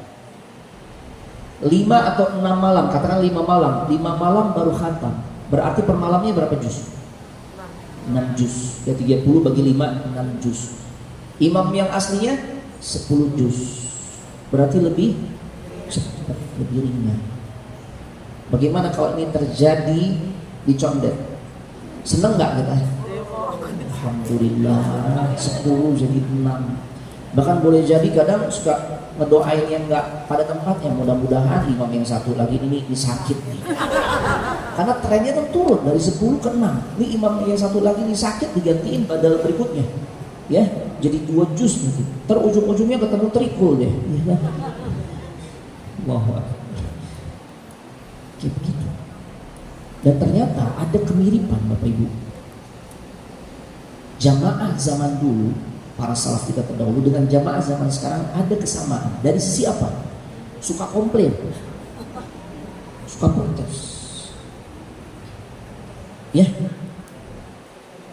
jamaah zaman dulu ketika badalnya membawakan 6 juz per malam yang tadinya 10 juz, protes. Mirip kan dengan jamaah zaman sekarang juga protes. Cuma bedanya isi protesnya. Protesnya sama, tapi isi protesnya beda. Nah, jamaah zaman dulu mereka protes kepada imamnya. Ma nuhibbu, kami nggak suka an-takhfif. Ya, ma nuhibbu takhfif. Kami nggak suka kalau diringankan. Balikin lagi kayak imam awal. 10 juz. Itu isi protesnya tuh. Kalau jamaah zaman sekarang sama protesnya, tapi isinya beda. Datang ke DKM, itu tadi imam siapa itu? Biasa setengah jam, kenapa jadi 45 menit? Tolong besok jangan dipakai lagi gitu kan? Itu isi protesnya gitu. Ya Allah, ini luar biasa Bapak Ibu. Ya, ini luar biasa. Siap dari sekarang nih. Ya, bosnya Ramadan yang kita akan masuki ini, insya Allah ini musim ibadah, maka harus ada persiapan. Ya, perbanyak doa. Baik, udah berapa poin? Pertama, persiapan dari sisi ilmu. Kedua, persiapan dari sisi banyak doa. Ketiga, hayat ini Ramadan terakhir kita. Jadi setiap ibadah-ibadah yang kita laksanakan itu kita berusaha menginginkan ibadah yang terbaik itu begitu. Makanya itu beruntung banget tuh ya. Karena ada cerita dari rekan-rekan Ustadz yang memang pernah membimbing beliau menjelang eksekusi mati. Ini gembong narkoba kelas internasional, buruan Interpol, bukan cuma diburu oleh kepolisian kita, oleh kepolisian dunia. Freddy Budiman, ya, sepak terjangnya luar biasa nih, ya, pengedar narkoba kelas internasional, yang akhirnya ketangkap dan akhirnya divonis mati. Kan sering dibahasakan Freddy Budiman tewas dieksekusi, tapi kalau anak kayaknya menganggap istilah itu nggak pas ya. Kita kan disuruh husnuzan, prasangka baik ya. Ini beliau termasuk orang yang beruntung. Kenapa? Kan di Cilacap, Nusa Kambangan, ada beberapa rekan ustadz yang memang punya kesempatan ngebimbing beliau tuh sebelum masa eksekusi. Dan juga persaksian, Anda pernah dapat postingan video singkat dari petugas kejaksaan, seorang perempuan. Dia cerita tuh, ya pada saat setelah eksekusi Freddy Budiman ditembak itu suasana luar biasa berbeda. Beliau merasakan atau mencium aroma wangi yang gak pernah ditemui saat itu. Dan kalau persaksian dari teman-teman, rekan-rekan ustadz yang pernah membimbing beliau, itu memang luar biasa. Penyesalannya atas dosa-dosa yang beliau pernah lakukan itu luar biasa. Tangisan, Allahu Akbar. Ya, sehingga pada saat eksekusi beliau minta izin untuk melaksanakan salat, dan kemudian beliau minta saat dieksekusi jangan ditutup matanya, agar beliau diperlihatkan bagaimana dosa-dosa di masa lalunya. Allahu Akbar. Ya. Karena beliau sadar banget itu kesempatan terakhir beliau untuk berada di alam dunia ini. Makanya beliau ingin mengakhiri hidupnya dengan amal saleh. Betul tuh. Kelihatannya kan tragis ya, tapi sebenarnya Masya Allah tuh. Ya Allah. Nah, kita jadikan Ramadan terakhir kita, biar kita bisa maksimal di Ramadan. Tarawih kita, semoga kita nggak pernah luput darinya. Jangan sampai bolong tuh. Kalau nggak bisa berjamaah, tarawih boleh sendiri kan? Laksanakan sendiri. Boleh jadi kita ada kesibukan, ada urusan keluarga sehingga nggak bisa sholat di masjid bersama imam. Ya, maka sholat sendiri atau sholat bersama orang di rumah. Boleh. Ya, bacaan Al-Quran kita upayakan yang terbaik. Ya, yang belum pernah khatam, jadikan Ramadan ini momen kita untuk bisa khatam Al-Quran. Yang tahun lalu sekali khatam, ya maka paling tidak nih 2 kali khatam atau lebih, dan seterusnya. Karena ini Ramadan terakhir kita boleh jadi. Yang berikutnya, agar bisa sukses di Ramadan, para ulama katakan dari sekarang kita sudah mulai membersihkan diri dari noda-noda dosa yang kita lakukan, yang dia memberikan dampak nuqtatun sauda, ya, nokta hitam di hati kita. Karena kalau hati kita keruh, itu yang bikin kita tuh males ibadah. Kita ingin ketemu Ramadan karena kita akan bertemu dengan satu musim ibadah. Kalau hati kita nih masih keruh dengan banyaknya noda dosa yang kita belum beristighfar, minta ampun kepada Allah, bertaubat, atau kalau dosanya berkaitan dengan hak-hak adami kita belum minta dihalalkan atau kita belum kembalikan tuh hak milik orang lain, maka kalau kondisinya masih seperti itu, kita nggak bisa maksimal di Ramadan. Boleh jadi yang ada polanya seperti kebanyakan manusia, semangatnya cuma di pekan awal, setelah itu kita tinggalkan semua ragam ibadah yang biasa kita kerjakan sebelumnya. Ya, kenapa? Karena orang yang hatinya masih kotor itu berat untuk melaksanakan ibadah. Andai pun dia ibadah itu hanya sebatas euforia, semangat, oh ya lagi rame ikut. Tapi kalau hatinya bersih, insya Allah, ya, dia nggak akan pernah merasa kenyang dengan bacaan Al-Quran yang dibacakan imam di saat salat tarawih. Nah, hatinya bersih. Mau imam baca Al-Baqarah, mau baca Ali Imran, ya, mau baca surah-surah lainnya yang panjang-panjang, dia merasa nyaman. Kenapa? Hatinya bersih. Tapi kalau hati kita ini belum bersih, ya Allah, ikut aja salat tarawih. Habis Fatihah imam baca Alif Lam Mim Dzalikal kitabu la raiba fihi hudal lil muttaqin. Surah apa? Berapa ayat? 286 ayat. Kalau hati kita belum bersih, ini responnya akan beda dengan orang-orang yang hatinya bersih. Orang-orang yang hatinya bersih, dia akan berkata dalam hatinya, oh Masya Allah, ini surah yang anak tunggu-tunggu. Oh iya, semakin banyak imam membaca ayat-ayat yang dia bawakan di dalam salat tarawih, semakin besar gak pahalanya? Apalagi ini Ramadan, oh senang dia. Tapi kalau yang hatinya belum bersih, ya Allah, apa yang dia katakan dalam hatinya? Gue salah masjid, besok-besok gue gak mampir lagi di masjid ini, kapok begitu. Iya. Padahal kalau kita kembali kepada hadis Nabi, man qama ramadhana imanan wa ihtisaban ghufira lahu ma taqaddama min dhanbi. Barang siapa yang melaksanakan qiyam Ramadan, maksudnya salat malam di bulan suci Ramadan, itu salat tarawih. Syaratnya 2, dengan penuh iman, artinya ikhlas. Yang kedua ihtisab. Nah, ini poin kedua nih. Ihtisab ini maknanya ada 2. Yang pertama, berharap pahala yang besar. Karena tadi kan hadisnya sudah Anda sampaikan, kalau kita ikut bersama imam sampai selesai, maka seperti kita dicatat oleh Allah, kita akan dicatat oleh Allah seperti kita mengerjakan sholat malam semalam penuh. Itu kan pahala yang luar biasa, ya. Tapi syaratnya ihtisab. Ihtisab itu berharap tuh, harapannya besar, dapat pahala segede itu, sebanyak itu. Yang kedua, makna ihtisab adalah jalani ibadah tarawih itu dengan perasaan suka, senang, antusias, semangat tuh. Tapi kalau yang ada, gue salah masjid, itu semangat gak? Gak semangat. Ya. Nah, kita bisa ihtisab itu diantara penentunya adalah karena beningnya hati kita. Tuh. Kita bisa happy itu, bahagia tatkala menjalankan ibadah karena hati kita tuh udah bersih. Ya.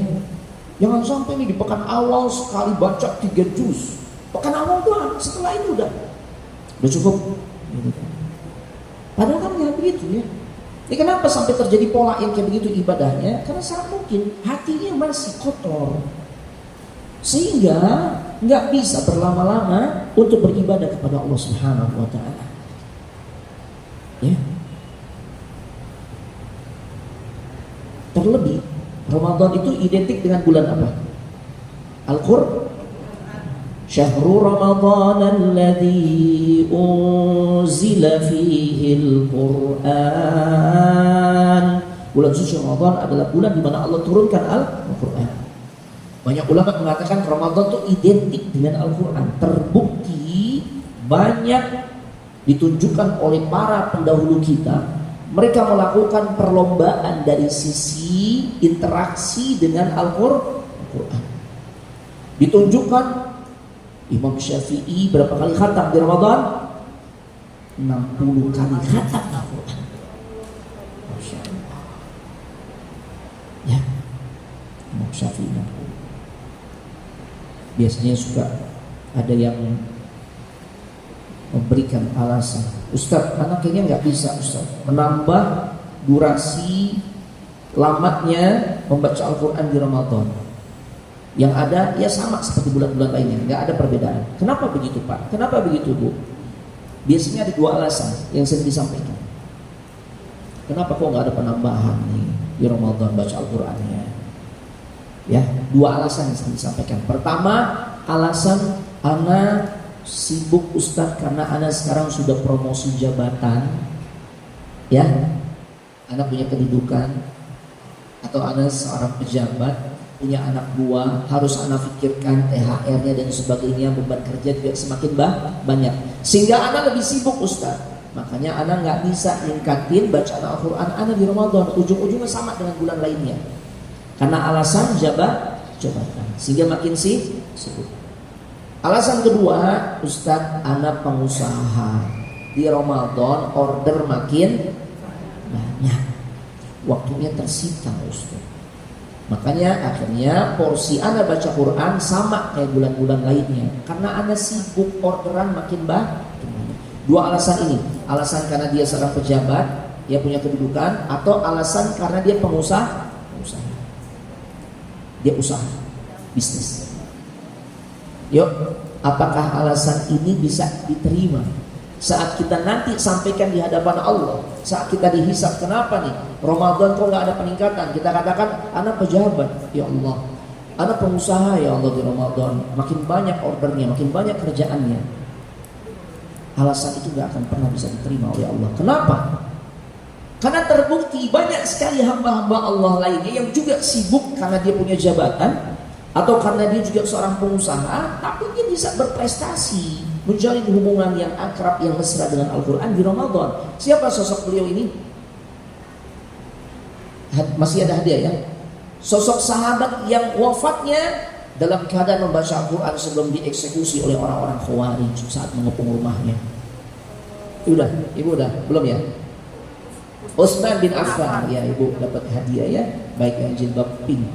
Nah, sahabat Utsman ibn Affan, ini ibu yang pakai kacamata. Taib, Utsman bin Affan, yuk kita lihat potret sahabat Utsman bin Affan, sekilas tentang sosok beliau. Beliau ini pejabat ya bu? Pejabat kan? Beliau tuh khalifah, ya. Beliau Amirul Mukminin. Bukan presiden. Kalau presiden satu negara. Amirul Mukminin itu pemimpin untuk kaum muslimin di seluruh dunia. Pemimpin dunia. Bukan hanya sebatas pemimpin satu provinsi, gubernur, bukan. Atau satu negara, presiden, enggak. Ini pemimpin dunia. Wallahi pemimpin dunia. Semua kaum muslimin yang ada di seluruh dunia saat itu, pemimpinnya satu, yaitu Utsman bin Affan di masa itu. Ya. Kebayang nggak bagaimana sibuknya? Luar biasa. Ya, pastinya lebih sibuk dibandingkan kepemimpinan yang kita miliki. Jabatan kita miliki, tentu jauh lebih sibuk Utsman. Kemudian yang mengatakan saya pengusaha Ustaz, Utsman pengusaha nggak? Kalau kita kan lingkupnya lokal paling ya. Utsman bin Affan itu pengusaha internasional. Jalur dagangnya ke selatan itu Yaman, ke utara Syam. Syam itu paling tidak 4 negara: Yordan, Libanon, Suriah, Palestina. Tembus Afrika itu berarti Habasyah, ada Ethiopia, ada Misr, ada Mesir, ada Maghribi, Maroko, ada Sudan dan sebagainya. Masya Allah. Jalur dagangnya internasional antar negara. Udah kebayang gimana sibuknya beliau. Jauh lebih sibuk dibandingkan kita. Ya. Tapi ternyata di Ramadan beliau bisa menjalin hubungan yang begitu dekat dengan Al-Quran. Beliau di Ramadan khatamin Al-Quran ya, itu 1 kali. Lah sama mana Ustaz? Entar belum selesai. Belum selesai. 1 kali setiap hari. Per hari sekali khatam. Mungkin ibu-ibu atau bapak ada yang mengatakan, masa sih Ustaz ini dongeng apa enggak? Enggak dongeng, enggak dongeng. Bagi yang bacaan Al-Quran sudah lancar, ya, bisa praktekkan 1 juz itu 20 menit. Atau yang bacaannya sudah sangat bagus, sudah sangat mutqin, 15 menit selesai 1 juz. Ya kita ambil rata-rata di setengah jam gitu ya. 1 juz setengah jam. 30 juz berapa jam? 15. Waktu yang Allah kasih kita per hari berapa? Sangat mungkin. Bahkan ada seorang ulama yang namanya Syekh Saleh As-Sindi, ulama besar di Madinah. Sampai sekarang dia masih memberikan materi di Masjid Nabawi dan tempat-tempat lainnya. Kadang suka ngajar di Indonesia, adakan daurah. Syekh Saleh As-Sindi pernah cerita bahwasanya beliau punya sahib, punya teman akrab, itu seorang pengusaha besar di Saudi. Ini pengusaha ini sibuk ya dengan kegiatan usahanya, tapi saat Ramadan itu benar-benar bisa dia mengamalkan sekali atau 1 hari 1 kali khatam. Apalagi levelnya Utsman bin Affan. Berarti diterima gak alasan kita? Anak pengusaha, anak pejabat. Karena Utsman jauh lebih tinggi jabatannya. Utsman jauh lebih tinggi ya tingkat kehebatannya dari sisi bisnisnya dibandingkan kita. Ya. Pertanyaannya kuncinya apa Ustaz? Kok orang sesibuk Utsman ya, dia bisa menjalin hubungan baik, hubungan yang begitu mesra dengan Al-Quran di Ramadan? Ternyata kuncinya berkaitan dengan tips yang barusan Anda sampaikan, berkaitan dengan bersihnya hati seseorang. Makanya beliau mengatakan lau tahurat qulubukum ma syabi'tum min kalami rabbikum. Kalau sekiranya hati kalian bersih, bening ya, maka kalian gak akan pernah merasa kenyang, kalian gak akan pernah merasa puas menjalin hubungan dengan Al-Quran. Jadi kalau kita baru baca 1 halaman, jangan 1 lembar, 1 halaman, bawaannya ya Allah udah mulai itu Ya pengen segera bangun. Ini gambaran tentang bagaimana kondisi hati kita. Makin bening hati kita, maka makin senang kita. Gak pernah merasa puas, gak pernah merasa kenyang menjalin hubungan dengan Al-Quran. Begitu sebaliknya. Kalau hati kita ini masih keruh dengan banyaknya dosa, maka ini membuat kita tuh kadang gak bisa lama-lama membaca Al-Quran. Makanya tips yang tadi Anda sampaikan adalah perbanyak istighfar, mohon ampun kepada Allah, segera bertaubat. Tapi jangan kemudian berkreasi. Oh, pantesan berarti kita boleh Ustaz ya. Makanya benar tuh, kalau menjelang Ramadan ya kita bikin ritual maaf. Enggak gitu. Enggak ada contohnya Nabi itu mau Ramadan maaf-maafan itu disyariatkan kalau kita emang jelas-jelas berbuat salah, segera minta maaf. Ya. Makanya di Ramadan kan banyak pujangga dadakan. Ya, tatkala mereka kirimkan broadcast lewat chat WhatsApp, ya, ketika tangan sudah tidak lagi bisa berjabat, kaki udah nggak bisa lagi melangkah, terus sampaikan permohonan maaf kepada dirimu. Anak kalau dapat kiriman yang model begini, anak bilang, Bapak, Ibu sehat, gitu. Dia balik tanya, Ustaz kok jawabnya begitu? Iya, setahu anak kalau tangan udah nggak bisa lagi menjabat, kaki nggak bisa lagi melangkah, ini minimal stroke ringan. Udah jangan pegang HP, berobat sono. Ya, nah, iya, ya, nah ini penting. Kemudian yang satu lagi, jangan pernah mengandalkan kemampuan diri. Ilmu ini kita udah kuasai nih, buku, kitab-kitab yang membahas tentang ibadah-ibadah di Ramadan kita baca, kita banyak tahu deh tuh. Ya, pengalaman kita udah banyak ketemu Ramadan. Jangan mengandalkan kemampuan diri untuk bisa sukses Ramadan. Tapi ya berharaplah selalu mendapatkan pertolongan dari Allah. Kan itu sesuai dengan doa yang kita baca dari zikir pagi dan petang. Ya Hayyu ya Qayyum bi rahmatika astaghith aslih li sya'ni kullah wa la takilni ila nafsi tarfata 'ain. Tuh. Ya, jangan engkau biarkan diriku mengandalkan kemampuan diri walaupun sekejap. Tolong ya Allah.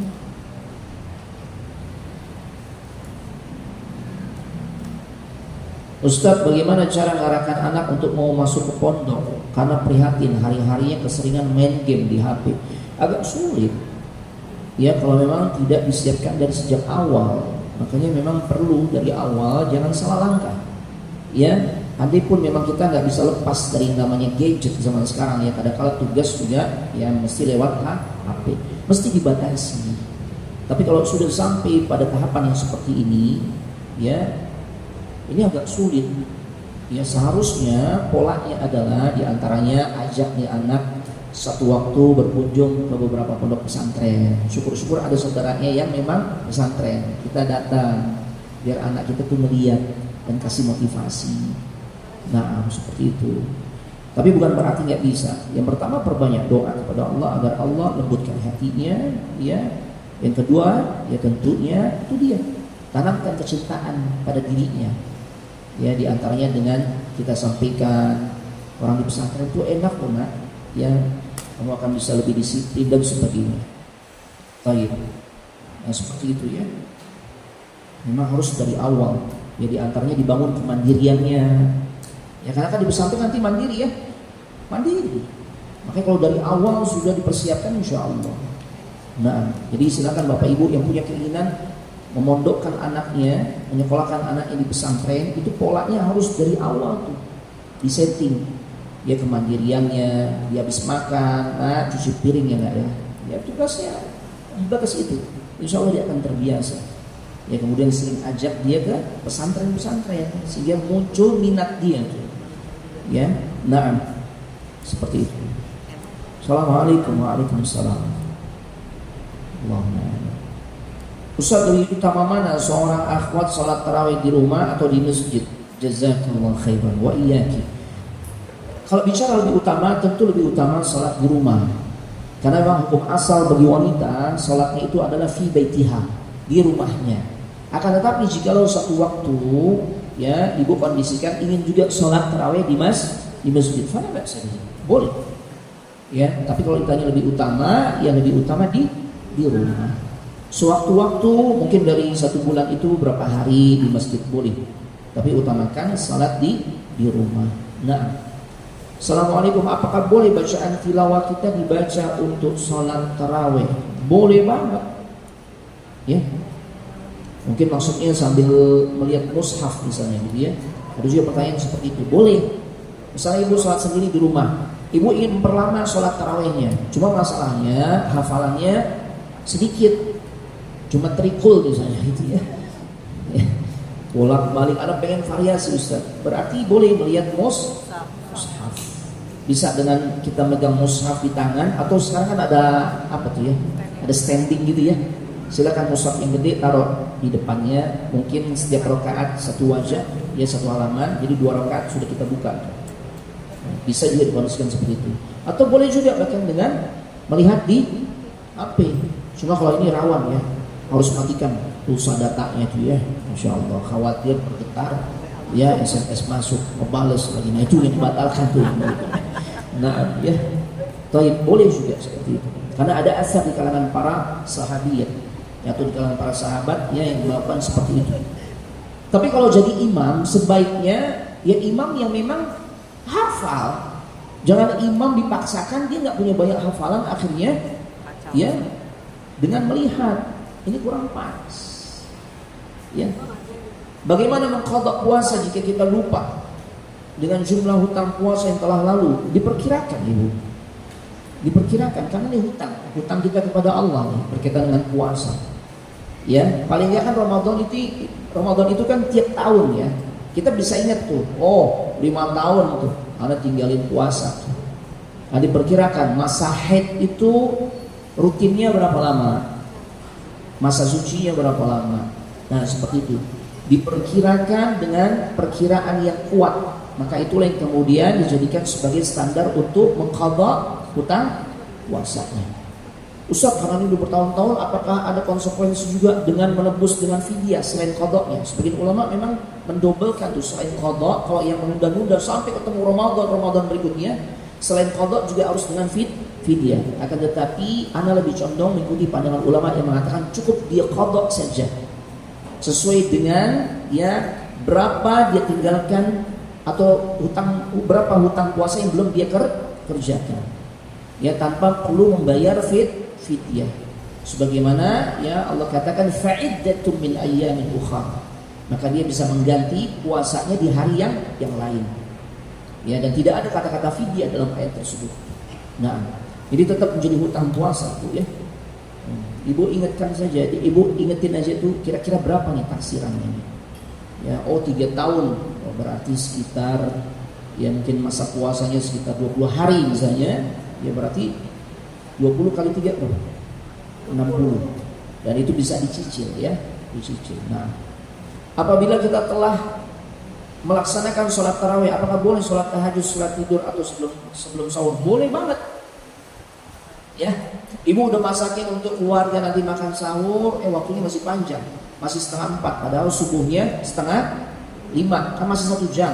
Karena sebaiknya sahur itu mendekati waktu subuh, seukuran bacaan Al-Quran sekitar 50 ayat. Kalau dibuat menit itu sekitar setengah jaman lah. Berarti kan idealnya jam 4 ya, masih ada waktu tuh. Ya, dari 3:30. Ibu mau sholat malam lagi, bapak mau sholat malam lagi, silakan. Cuma kalau kita memang sudah sholat tarawih bersama imam sampai selesai misalnya 11 atau 23, pada saat tahajud silakan tahajud lagi, tapi jangan sholat witir untuk kedua kali. Karena sholat witirnya udah, Nabi katakan la witrani fi lailah, enggak ada 2 witir dalam 1 malam. Itu ya. Berapa rakaat Ustaz nambahnya? Sesuai kemampuan Bapak Ibu, berapa aja silakan. Yang jelas genap. Assalamualaikum warahmatullahi wabarakatuh. Ustaz, mau tanya, apakah kita boleh niat sholat witir karena kita memang tidak mau bangun tengah malam, karena kadang-kadang jam 12 belum bisa tidur? Apakah pahalanya sama? Itu dia, kalau memang kondisi seseorang dia tidak bisa bangun malam, maka yang terbaik adalah dia sholat witir sebelum tidur. Maka disesuaikan dengan kondisi masing-masing, mana yang afdal sesuai dengan kemampuan diri kita masing-masing.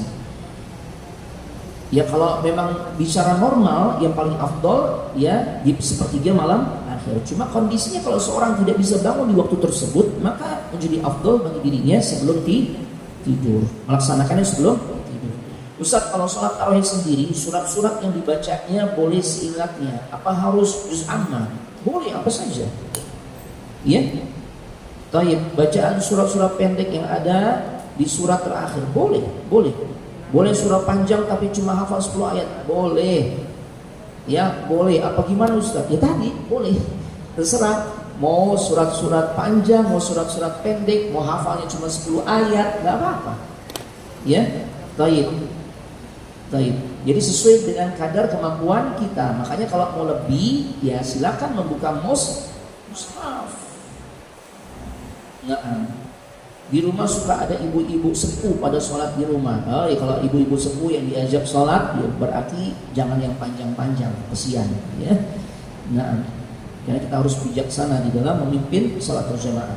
Assalamualaikum warahmatullahi wabarakatuh. Apakah sholat syuruk di rumah pahalanya sama dengan di masjid untuk akhwat? Saya memilih sholat di rumah karena lebih nyaman dan mengambil keutamaannya. Iya, sebenarnya memang perempuan itu di rumah. Insya Allah dia tetap mendapatkan pahala keutamaan yang sebagaimana dilakukan oleh kaum laki-laki. Ya, karena memang konsepnya bagi wanita itu di rumah. Dan syuruk itu sebenarnya adalah salat duha yang dikerjakan di awal waktu. Lebih khusus lagi, walaupun memang riwayat hadisnya diperselisihkan oleh para ulama. Ya, dan tatkala kita menunggu di masjid sampai kemudian ya matahari mulai terbit ya dan dibiarkan sejenak bergeser ya kurang lebih sekitar 10-15 menit. Ya, riwayat hadis ini sebenarnya diperselisihkan tentang kesahihannya di kalangan para ulama. Sebagian mensahihkan, sebagian mendhaifkan. Ya, tapi yang jelas ya salat syuruk itu merupakan bagian dari salat duha. Salat duha yang dikerjakan di awal waktu. Assalamualaikum Ustaz. Untuk akhwat lebih baik tarawih di rumah. Itu tadi ya di rumah lebih utama, tapi suatu waktu mau ke masjid tafadhol. Dan suami nggak boleh melarangnya, tapi harus diperhatikan adab-adabnya ya. Nah, jangan tampil menor, jangan pakai wangi-wangian, jangan memakai wangian, kecuali yang sebatas deodoran boleh. Bolehkah saum di hari Syak di bulan Sya'ban? Jangan, ya, jangan, nggak boleh. Hari Syak itu hari-hari yang udah mepet menjelang Ramadan. Bolehkah salat tarawih buat wanita di rumah sendirian tanpa berjamaah? Boleh, silakan saja. Boleh, bahkan laki-laki pun boleh sendirian. Ya, apalagi perempuan boleh saja. Nah, Ustaz, apakah apabila kita sholat malam dan saat baca surah kita bawa mushaf Al-Quran, otomatis kan banyak gerak? Itu gimana ya Ustaz? Apakah tidak membatalkan sholat? Ya, apabila kita banyak gerak. Nah, selama gerakannya dibutuhkan, misalnya kita membuka, itu gerakan yang dibutuhkan, boleh. Termasuk misalnya pakai HP, ya kita geser, kan gerakan tuh, boleh. Yang nggak boleh tadi, jawab WhatsApp dan sebagainya, itu nggak boleh. Di luar hajat. Ya, tapi kalau memang sesuai hajatnya boleh. Dulu Rasulullah sambil gendong Umamah, cucunya, dari putri beliau Zainab. Punya anak namanya Umamah. Rasul sholat sambil gendong cucunya yang bernama Umamah. Ini gerakannya berat gak? Berat. Gendong anak gitu ya. Makanya ibu-ibu juga begitu tuh. Yang punya baby, anak nangis, dia akan diam kalau digendong. Maka silakan. Walaupun mungkin anaknya di kasur Ustaz. Kalau ya jarak antara tempat kita sholat dengan kasur, ya dengan tempat tidur anak ini nggak jauh, silakan melangkah saja. Kemudian gendong. Ya seperti itu. Ya, tapi gendong saja, jangan kemudian dong dan sebagainya. Gendong nggak masalah. Ya bahkan di satu riwayat dijelaskan ada dalam satu kondisi Nabi bersama para sahabat sholat, ternyata ada hewan berbisa lewat. Maka saat itu sebagian sahabat mengambil kayu untuk memukul binatang berbisa tersebut, ular atau kalajengking ya. Kira-kira kalau mukul ular pelan-pelan atau gemes? Gerakan berat atau ringan? Berat.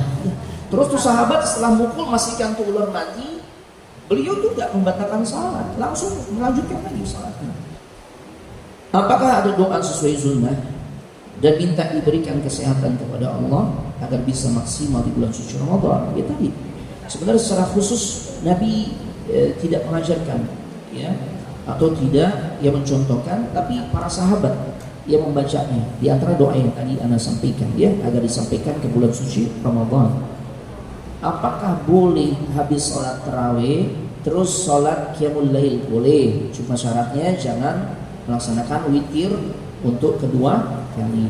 Ustaz, apakah kalau kita naik kendaraan umum, ojek atau grab motor, boleh gak Ustaz?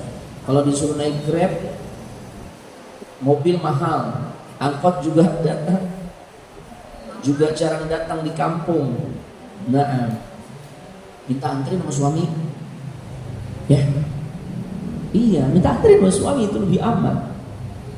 Kalau anak cenderung sebaiknya dihindari naik grab atau naik ojek, ya, karena jaraknya sangat berdekatan, ya, jaraknya sangat berdekatan. Walaupun ya kami juga pernah mendengar sebagian ustaz membolehkannya, karena itu sama saja dengan saat seorang naik kendaraan umum.